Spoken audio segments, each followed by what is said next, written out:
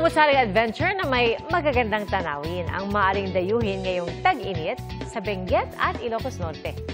Ating saksihan.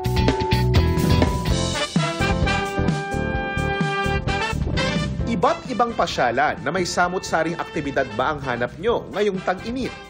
Tara't pumasyal sa Ilocos Norte. Sa bayan ng Adams, patok ang isang strawberry farm sa mga gustong pumitas ng strawberry.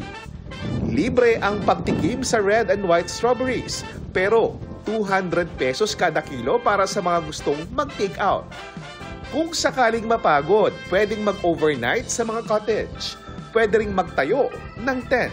Pwede ring mag-hangout sa hanging bridge for extra adventure.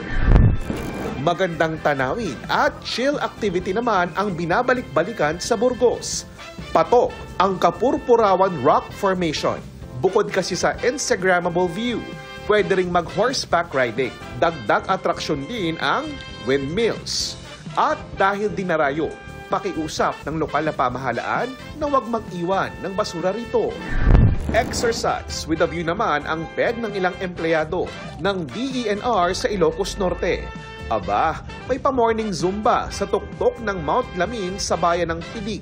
Sila ang nagmomonitor sa bundok dahil hindi ito bukas sa publiko para maiwasan ang forest fire. Bahagi raw ito ng pag-promote nila ng wellness at fitness. Pagkatapos mag-Zumba, nagpakitang gila sila sa pagluto ng samot-saring putahe. Sa Tublay, Benguet, malabulak na mga ulap ang sasalubong sa inyo. Kaya isa ito talaga sa mga dinarayo, lalo na mga mahihilig mag-picture. Para sa GMA Integrated News, ako po si JP Soriano, ang inyong saksi.